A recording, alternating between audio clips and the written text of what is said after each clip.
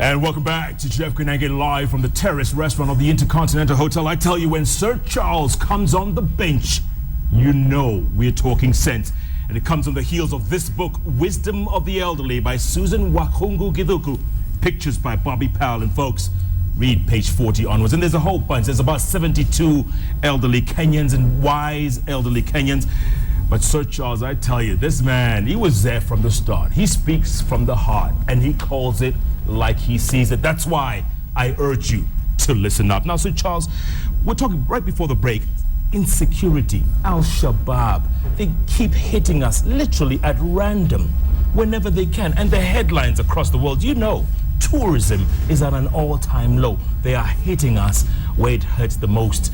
And we're doing very little. We're being more reactive than proactive. You agree? I do agree. But I also want to remind you, Jeffrey, that there are other countries, and I'll mention one, Israel. Israel is surrounded by enemies right around the country. Enemies number one, who like to eliminate Israel. But Israel keeps a close watch on what the enemies are doing from all corners.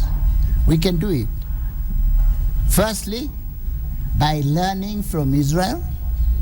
Secondly, by learning from other Western countries who have problems, like England. They've been attacked by terrorists. Instead of behaving as if our intelligence knows everything.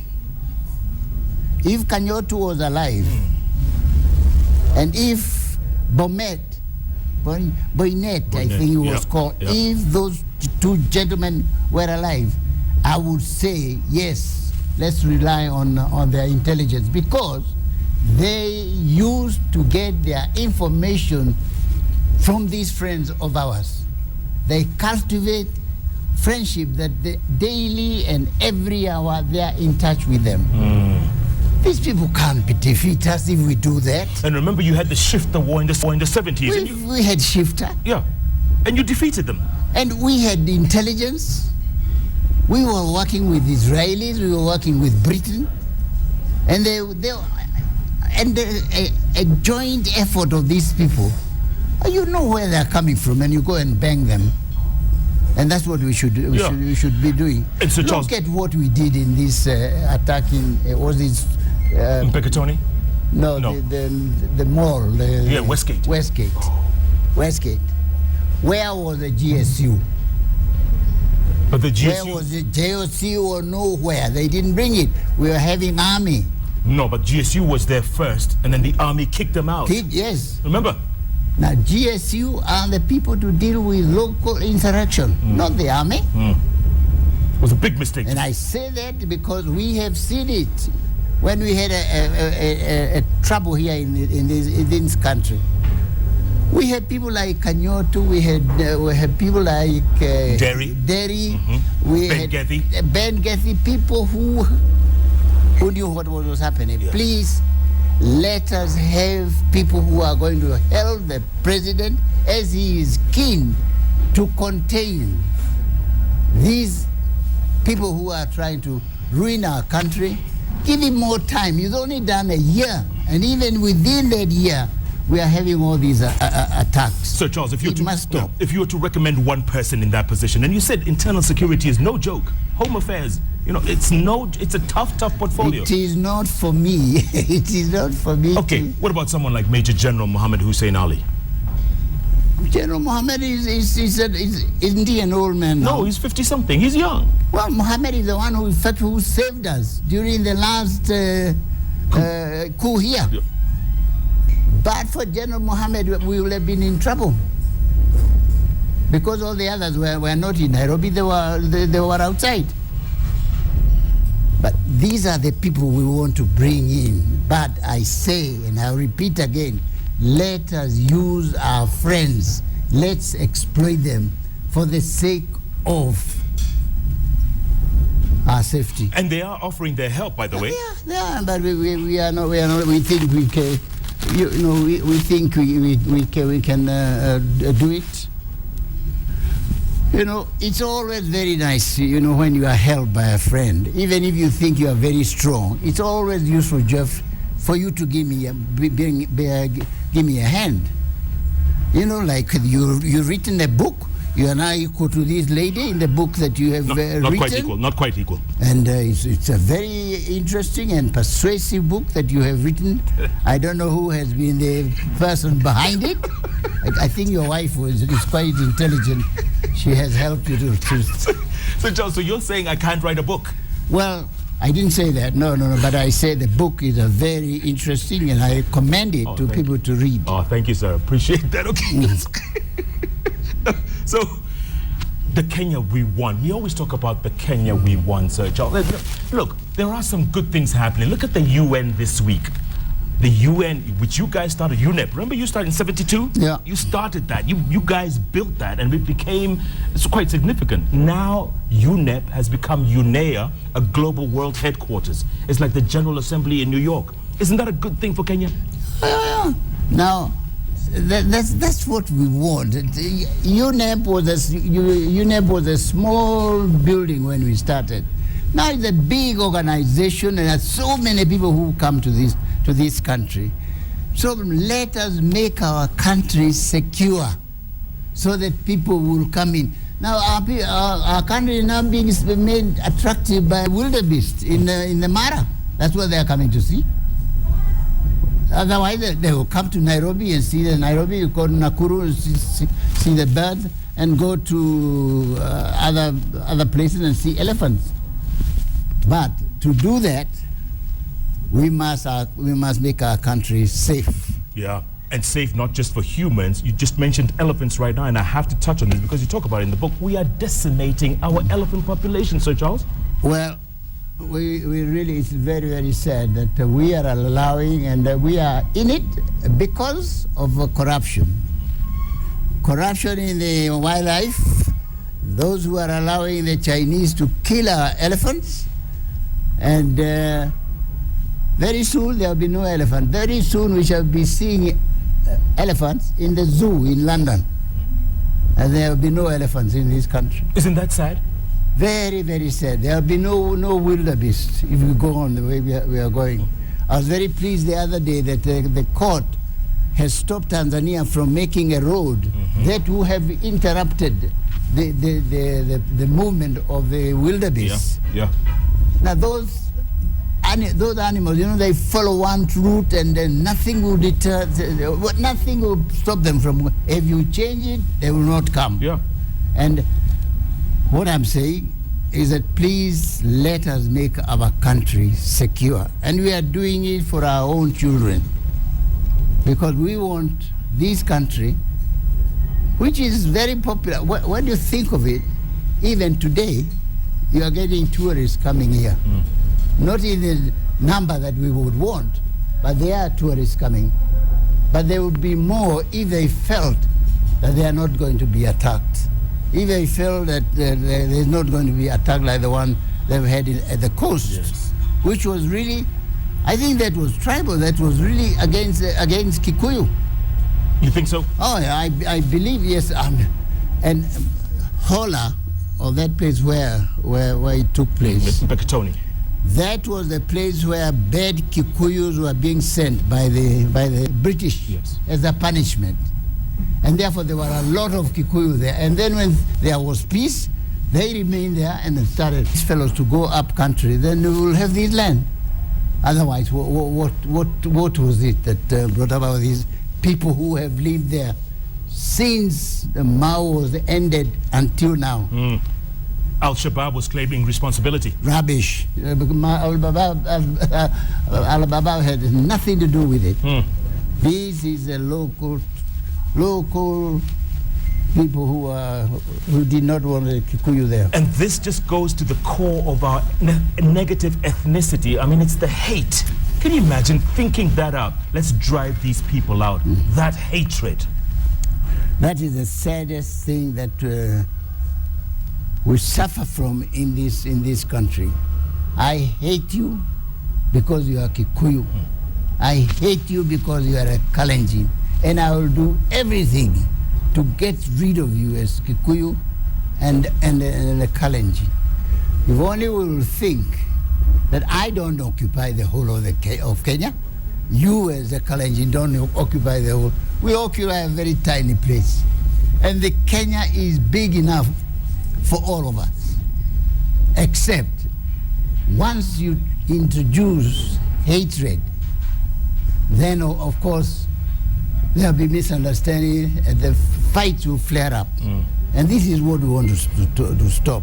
And our leaders in these houses they have today, the parliament, which I don't understand. It's become very, very difficult, this new constitution. And by the time that people understand it, I think a lot of damage will have been done. But in the meantime, while you are trying to understand it, please let us work together. Let's forget that you are a Kalenjin or you are a Somali, I'm a Kikuyu, or I'm somebody else, Maasai or whatever. Do you think tribalism will ever be eradicated in this country? Gosh, Jeffrey, I wish I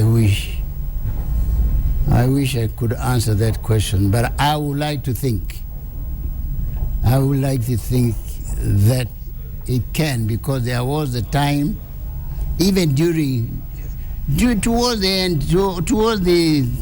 end of Mzee Kenyatta's rule, that people were talking as Kenyans. Then when we had these new, even during Moi's time, we had a feeling that people are talking as Kenyans.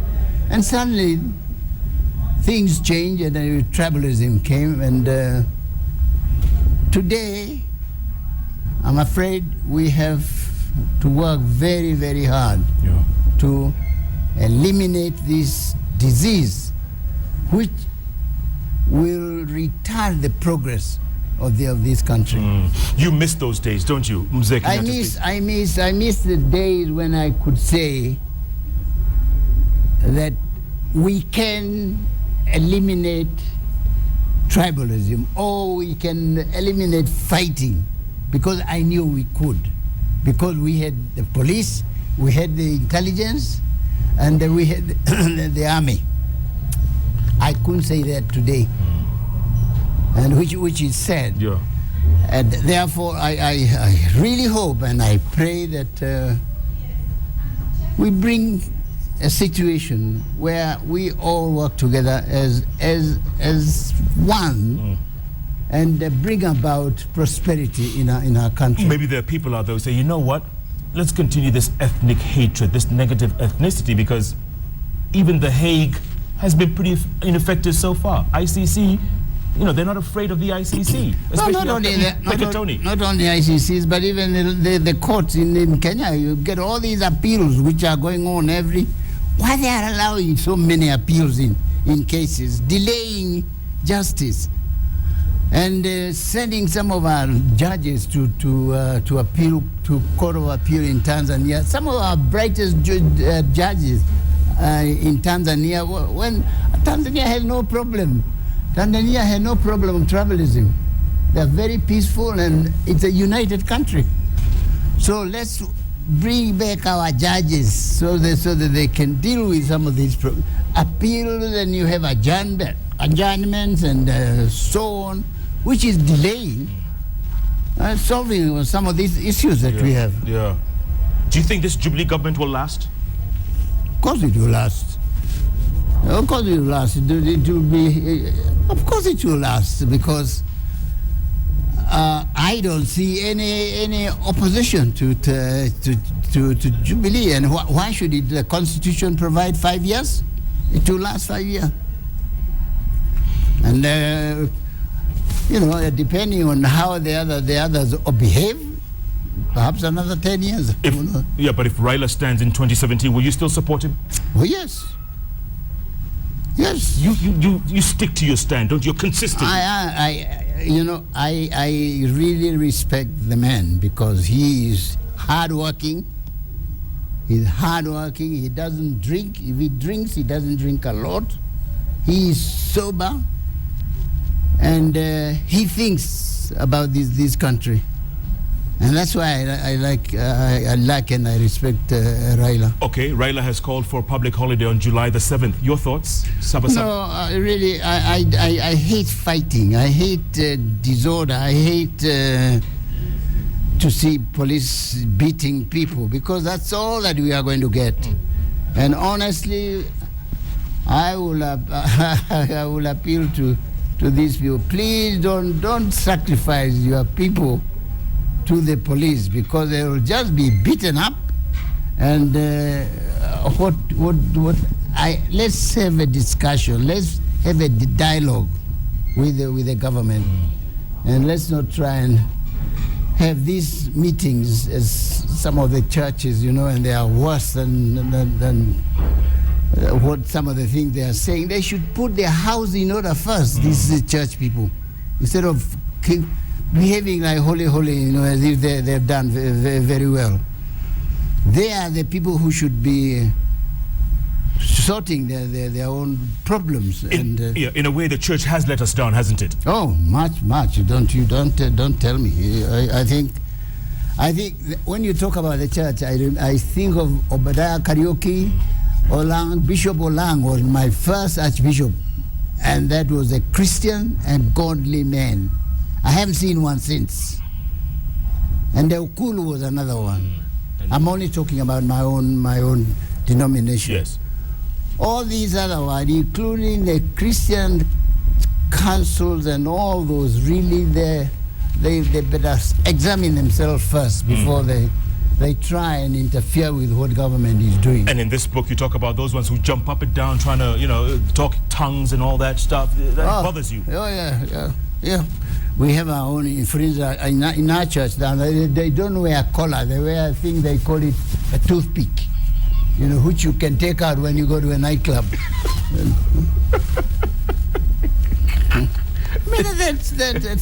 That really discourages us, and it breaks our